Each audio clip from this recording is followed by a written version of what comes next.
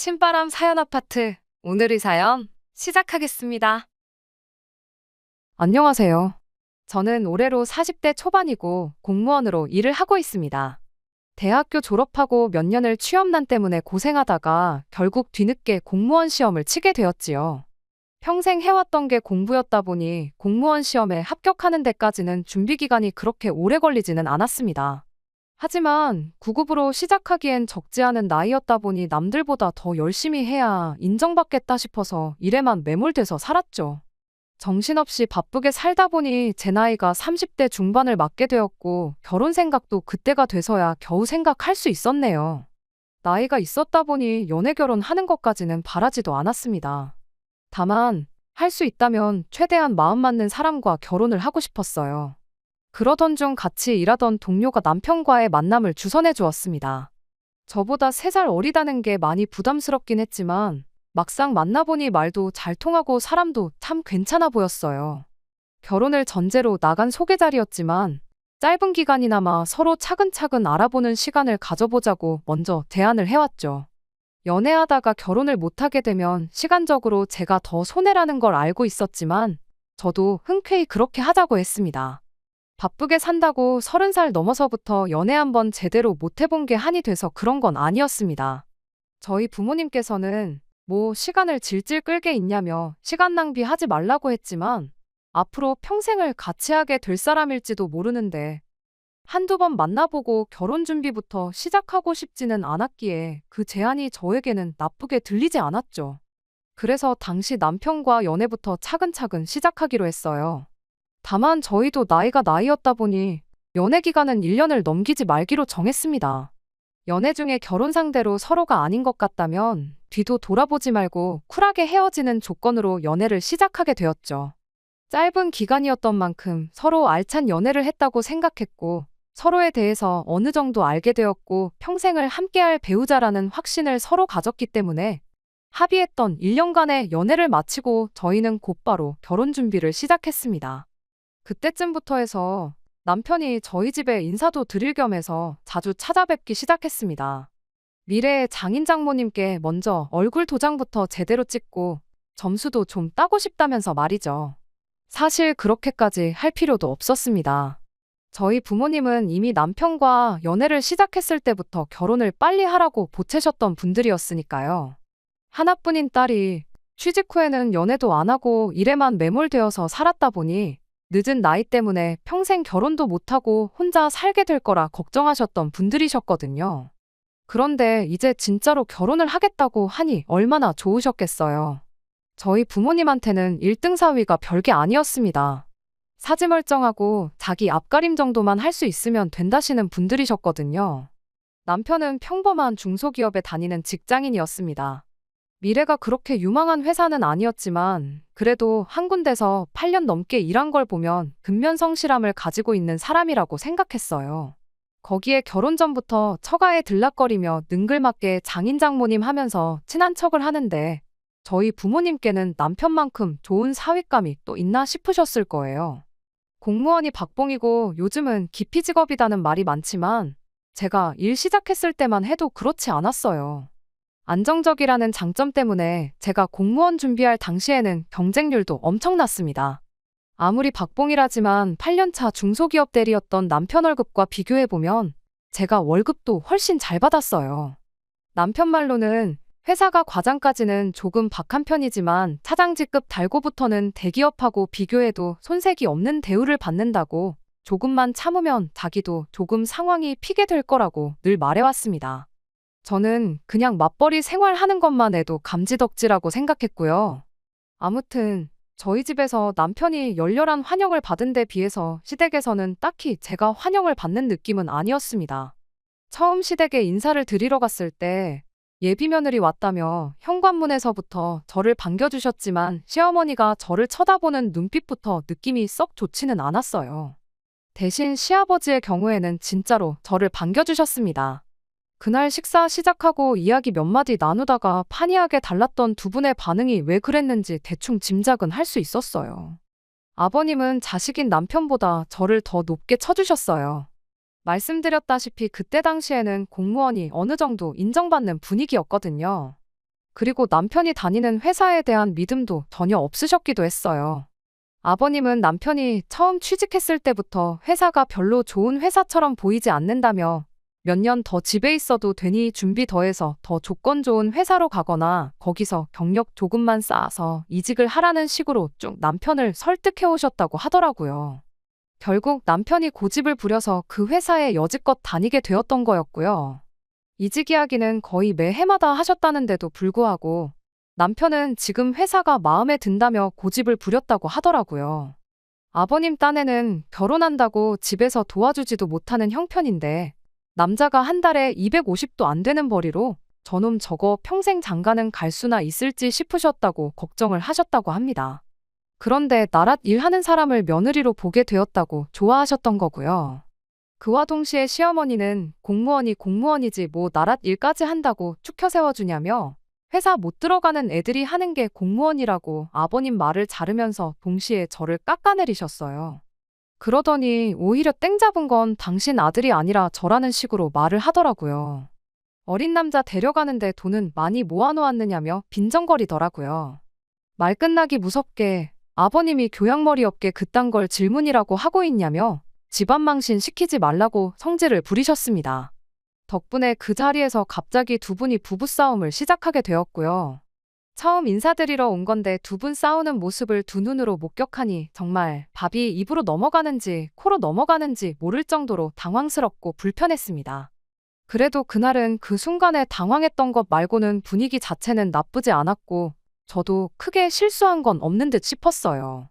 시어머니가 유별나다는 건 이미 알았지만 아버님이 경우가 밝은 분이셨고 시어머니가 선을 넘는 발언을 하면 제 앞에서 부부싸움을 하게 될지라도 뜯어말려주는 분이셨으니 결혼 후에도 크게 신경 쓸 문제는 아니겠구나 싶었습니다. 돈은 솔직히 남편과 비교해서 제가 훨씬 더 잘 모아놓았습니다.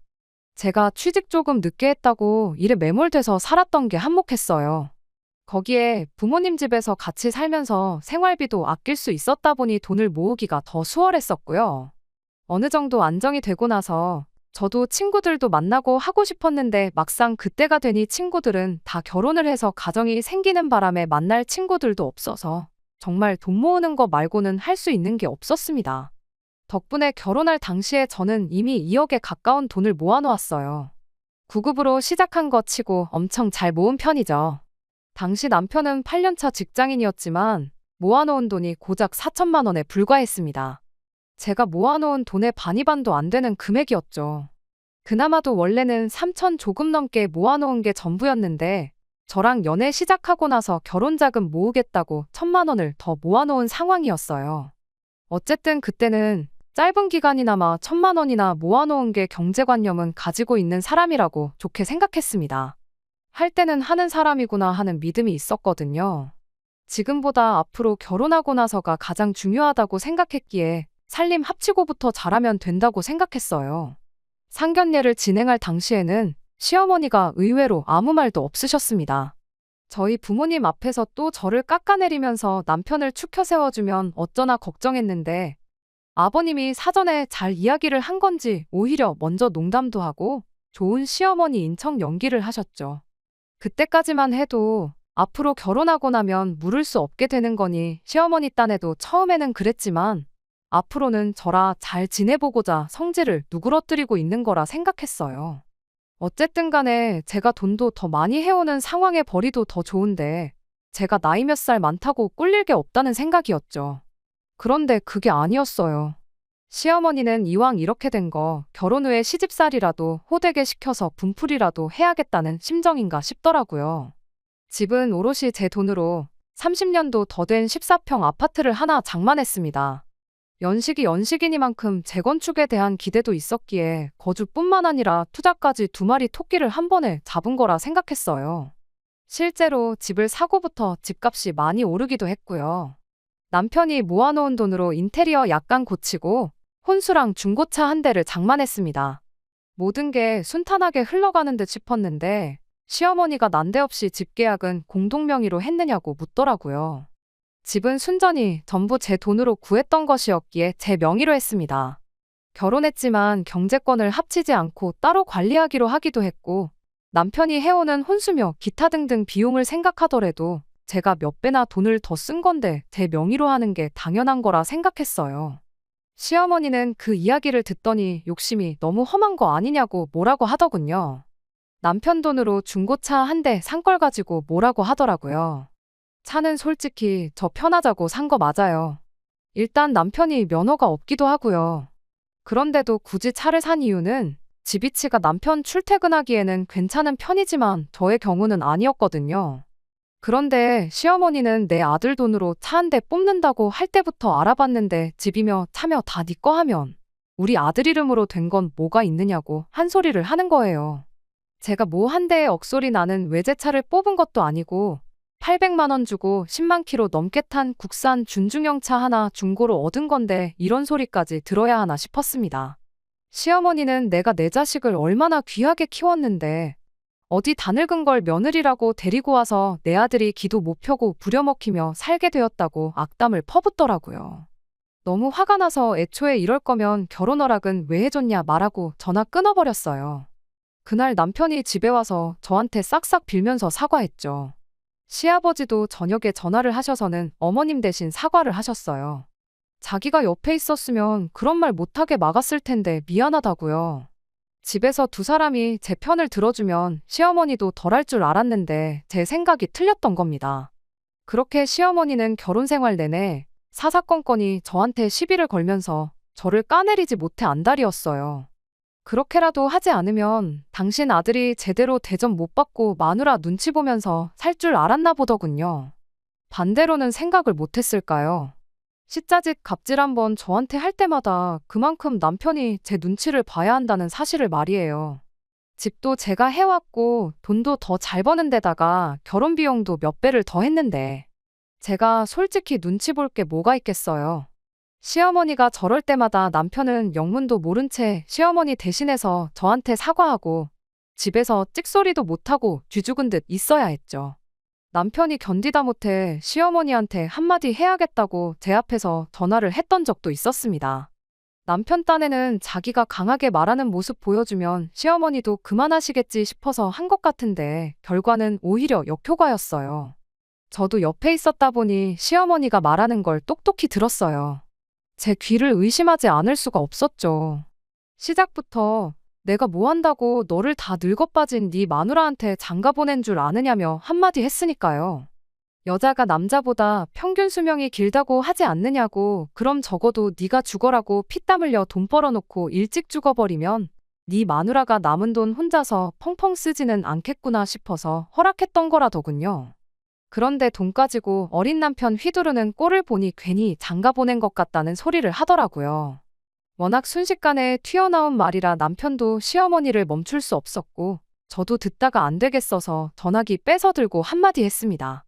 어머님이야말로 아버님보다 나이가 5살이나 어리시지 않느냐. 그런데 어떻게 그런 말을 하실 수 있느냐고요. 저는 나가서 돈이라도 벌어오고 어머님 아들보다 돈도 더 잘 벌지 않느냐. 남편 돈으로 놀고 먹을 생각은 추워도 없으니 걱정 마시라 한마디 했습니다. 시어머니는 제가 들었을 거라곤 생각도 못했는지 잠시 당황하더니 이미 돌이킬 수 없는 걸 알게 된 건지 오히려 저한테 큰 소리를 내기 시작했죠.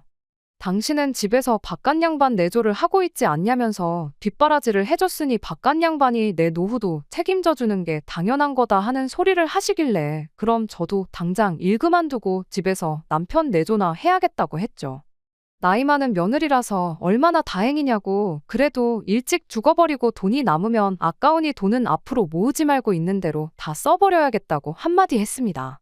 결국 시어머니와는 전화로 돌이키기 힘든 만큼까지 싸우게 되었고 그 덕에 한동안 시댁과 연을 끊고 지내게 되었습니다. 남편은 따로 시어머니와 연락을 하는 듯 보였지만 그걸 가지고 아예 못하게까지 하지는 않았습니다. 괜히 저 때문에 연 끊고 지낸다는 소리 듣고 싶지도 않았고 더 이상 시어머니가 저에게 피해만 끼치지 않는다면 아무런 상관없다는 생각이었거든요. 시댁과 아예 연락을 안 하고 지낸 건 아니었어요. 이따금씩 시아버지한테서는 잘 지내냐는 안부 연락이 걸려왔습니다.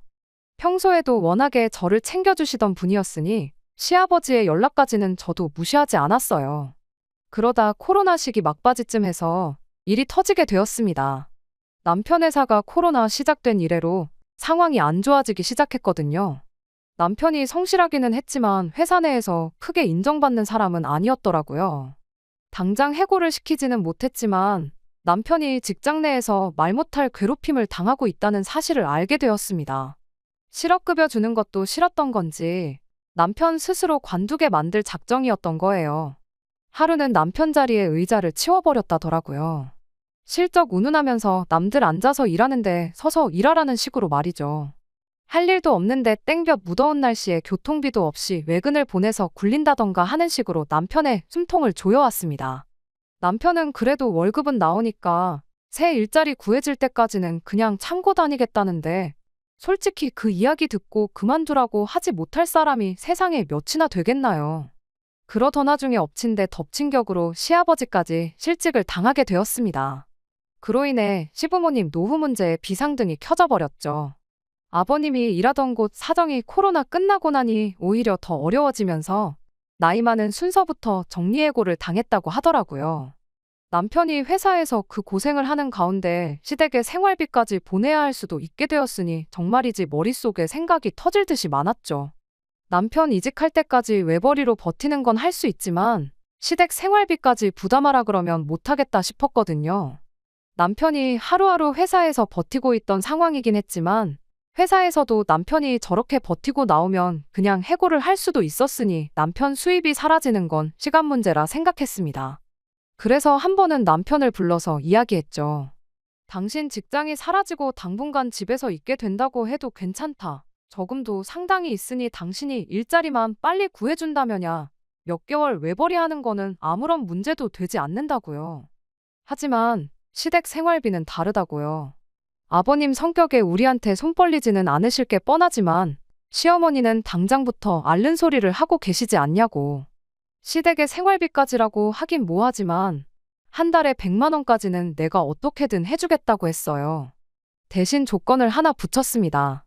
시어머니한테 생활비가 필요하면 나한테 직접 연락해서 나한테 직접 받아가시는 조건이라고요. 시어머니 기를 죽이거나 그러려는 생각은 절대 아니었습니다. 저한테 고마워할 필요까진 없지만 저한테 조금이나마 미안한 마음을 가졌으면 싶었던 마음이 더 컸겠네요. 그런데 또 연 끊고 지내던 며느리한테 연락해서 생활비 타가는 건 시어머니 입장에서 자존심이 엄청 상하는 일이었나 봐요. 아버님 실직 소식을 들었을 때 길어야 2주 정도면 연락이 오겠구나 싶었는데 거의 반년이 지나가도록 저한테 연락 한 통이 없었거든요. 그렇게 반년이 지나서 시댁 소식을 듣게 되었는데 참으로 어이가 없는 소식이었습니다. 시어머니가 시아버지랑 이혼을 하기로 했다는 소식이었죠. 경제적 능력을 잃은 시아버지가 더는 필요 없어진 건지 평생 가족을 위해 헌신한 시아버지를 시어머니는 헌신짝 버리듯 버리기로 결정을 했던 거죠. 그나마 가지고 있던 집이나 기타 등등 재산을 분할받을 수 있었으니 노후 대책으로 적금 몇 개랑 집 한 채 덩그러니 있는 게 전부였는데 그걸로 둘이서 아둥바둥 아끼고 사느니 시어머니 딴에는 이혼해서 재산 절반 분할받는 게 손해보는 장사가 아니라고 생각했나 봅니다. 아버님도 책임감이 워낙에 강하셨던 분이니 시어머니의 그런 결정이 마음에 안 드셨겠지만 결국 재산을 반씩 분할하기로 하고 협의 이혼을 해주기로 하셨어요. 저는 그게 왠지 제 잘못처럼 느껴졌습니다. 한 달에 돈 100만 원이 뭐라고 그거 사이 안 좋은 시어머니한테 그냥 주기 싫어서 시어머니한테 직접 연락하라고 자존심을 부리다 시부모님을 이혼시켰구나 하는 생각이 들었거든요. 아버님한테는 죄송하다고 전화를 드렸어요. 아버님이 네가 잘못한 게 없는데 죄송할 게 뭐가 있느냐고 하시면서 몸 건강히 잘 지내라고 한마디 하시고 전화를 끊으셨죠. 담담한 말투로 말은 하셨지만 생각이 많은 듯한 목소리였습니다. 아버님 딴에도 차라리 생활비 문제로 매일같이 시어머니랑 다투느니 있는 재산 정확하게 반 갈라서 그 돈으로 각자 갈 길 가면 되겠구나 싶었던 것 같아요. 아무튼 간에 진짜 문제는 시부모님 황혼이혼이 완벽하게 끝나고 나서 발생하게 되었습니다. 노후 대비가 완벽한 게 아니었던 터라 사실상 재산이라곤 적음 얼마의 집 하나 가지고 있던 게 전부였는데 그 집 팔아서 재산 분할을 한다고 한들 시어머니가 돈만 쥐고 밖에서 노숙을 할 것도 아니고 지낼 곳이 필요했을 거 아니에요? 그런데 또 생각해보니 살 곳을 구하고 나면 생활비가 모자라게 될 것은 자명한 사실이었던 거죠. 문제는 시어머니가 주거에 필요한 비용을 아끼겠다고 짐 싸들고 저희 집으로 쳐들어온 게 문제였죠. 결혼하고 처음으로 시어머니가 저를 며느리 대접을 해주시더군요. 제가 시어머니한테 제대로 된 며느리 대접받자고 결혼한 것도 아니고 여지껏 말도 안 되는 이유로 사람 취급도 안 해주더니 이제서야 제 도움이 필요하니 찾아온 시어머니가 달가울 리가 없었죠. 게다가 자칫하다간 내 집에 시어머니를 모시고 살아야 할 판인데 오죽했겠나요. 시어머니가 아니라 오갈곳 없어진 시아버지가 저랑 그나마 관계가 좋던 시아버지가 저를 다시 찾아오셨다고 해도 싫다고 했었을 겁니다. 그런데 남편이 난데없이 저를 방으로 끌고 가더니 일단 방 한 칸 내어드리고 나중 일은 나중에 생각하자고 하더라고요. 남편한테 제가 물었어요. 지금 모시게 되면 평생 모시게 되는 거 모르냐고 했죠. 그랬더니 남편이 오갈곳 없으시다는데 그럼 어머니를 길바닥에 내몰자는 거냐고 따지더라고요. 이혼을 결정한 것도 어머님이지 않냐, 그리고 오갈곳이 없긴 왜 없냐, 아버님한테 받은 돈이 있지 않냐고요. 그랬더니 남편이 그럼 어머니한테 월세로 30만 원씩 내라고 할 테니 같이 지내게 하자고 하더군요. 어이가 없었죠. 제가 시어머니랑 사이가 좋았던 것도 아니고 서로 대판 싸우고 1년 가까이 연을 끊고 지내기까지 했는데 고작 30만 원 받자고 시어머니를 내 집에 모시겠냐고 한마디 했네요. 제 눈치 많이 보고 저한테 잘하려고 노력하는 사람이었지만 결국 결혼하니 효자가 되는 건 어쩔 수 없었나 봐요. 아무리 봐도 아버님한테 재산분할 받아서 목돈이라도 쥐고 있는 시어머니 상황이 직장도 잃고 뭐 아무것도 가진 거 없는 남편 상황보다 훨씬 좋다는 걸 몰랐던 걸까요? 이 집의 지분이라고는 이사 들어올 때 도배장 파는 거랑 혼수 몇 가지밖에 없는 사람이 자기도 이 집에 지분이 있다며 그 정도 정할 권리가 있다고 소리를 치대요. 시어머니도 제가 웬만해선 마음을 바꾸지 않겠다는 걸 알았는지 내 그럴 줄 알았다고 그따구로 내 아들 휘어잡을 거면 그냥 이혼을 해라 하는 식으로 강하게 나오더군요. 순간 이혼하라는 이야기를 직접 꺼내주셨는데 못할 게 뭐가 있겠냐 싶은 생각이 들었어요. 그래서 알겠다고 대답했죠. 시어머니는 제가 이렇게 나올 걸 미리 계산이라도 했던 건지 그럼 집은 두고 저만 나가라더군요. 순전히 내 돈으로만 들어간 내 집인데 내가 미쳤다고 집을 포기하게 했냐고 도배장 판할 때 들어간 돈이랑 혼수할 때 들어간 돈 그리고 자동차도 돌려줄 테니 두 사람 보고 나가라고 했습니다. 당장 오갈 곳이 없으니 집을 포기할 수는 없다고 나오더군요. 저도 생각해보니 암만 내 집이 최고라고 하지만 결혼 생활 시작부터 남편과 함께한 이 집에서 혼자 지내게 될 텐데 이혼하고 나서도 그 기분이 똑같을까 싶더라고요. 어차피 저는 친정으로 돌아가면 되겠다 싶었고 그래서 여차저차 절충해서 그 집을 시어머니한테 팔기로 했습니다. 재개발 소식과 이런저런 이유로 집값이 제가 처음 샀을 때보다 1억이 넘게 오른 상황이었기도 해서 시어머니가 이혼하면서 분할받은 돈과 결혼 생활하면서 모아놓은 돈은 제가 다 가지고 오는 조건으로 집을 남편에게 넘기기로 했어요. 돌려줘야 할 혼수니 재산 분할이니 이런 거 머리 아프게 고민할 바에 깔끔하게 그러는 게 서로 더 편하겠다 싶었거든요. 제 이혼 소식을 전해들은 친정 부모님이 저한테 많이 미안해하셨어요. 딸내미 늦게 시집 보낸다고 제대로 봐야 할 사람 됨됨이를 면밀히 보지 않았다면서 제 이혼이 당신들 책임이라며 자책하셨습니다. 저라고 뭐 이런 사람들인 줄 알았겠냐며 미안해하실 필요 없다고 말했죠. 그래도 집을 내주고 온 게 손해본 느낌이라며 안타까워하셨어요. 재개발이며 뭐며 앞으로 집값이 오를 일만 있는데 이혼하고 전세 같은 거 주면 되는 거였지 않냐며 너무 성급하게 결정을 내린 거 아니냐고 하셨습니다. 저도 그런 느낌이 없지 않아 있기는 했는데 이미 물 건너간 거 후회해서 뭐하나 싶었습니다. 빨리 이혼 결심하고 그 집구석 손절한 게 더 잘한 일이다 생각하고 괜찮다고 웃어넘겼어요. 그렇게 제 짧디 짧은 결혼 생활을 마무리하게 되었습니다. 결과적으로는 잘 풀린 것 같아요. 제가 이렇게 이혼한 지 2년이 다 되어가는 지금에 와서 사연을 적게 된 이유는 얼마 전 시아버지와 남편을 만나고 왔기 때문입니다. 시아버지가 재혼을 하게 되었다며 먼저 저한테 연락을 해왔거든요. 이혼 후에 연락을 따로 주고받지 않았는데 듣자 하니 아버님은 재산 분할한 돈으로 고등학교 때 고향 친구였던 분과 식당을 하나 차리셨다더군요. 그 짧은 사이에 아버님 식당은 놀라울 만한 성공을 거두게 되었고 같이 사업을 시작한 그 고향 친구분과 재혼을 하기로 했다는 거죠. 남편은 아버님 결혼식장에서 만나게 되었어요. 이혼했으니 불편한 사이긴 했지만 그렇다고 굳이 피하거나 숨을 이유도 없다 생각해서 오랜만이라고 인사를 했죠. 아는 사람이라고는 한 명도 없으니 끝나고 남편하고 오랜만에 같이 식사도 했고요. 남편이 잘하지도 않는 술을 대낮부터 마시며 신세한탄을 하기 시작했어요. 저랑 살 때가 좋았다면서 신경질적인 어머니랑 둘이서 사는 게 지친다더라고요. 재개발 노리고 저한테 집을 사갔는데 집값은 오히려 제가 처음 집을 샀을 때 가격으로 내려갔고 재개발도 요즘 공사 비용 때문에 오히려 주민들이 반대를 하는 분위기라며 완전 망했다는 소리를 하더군요.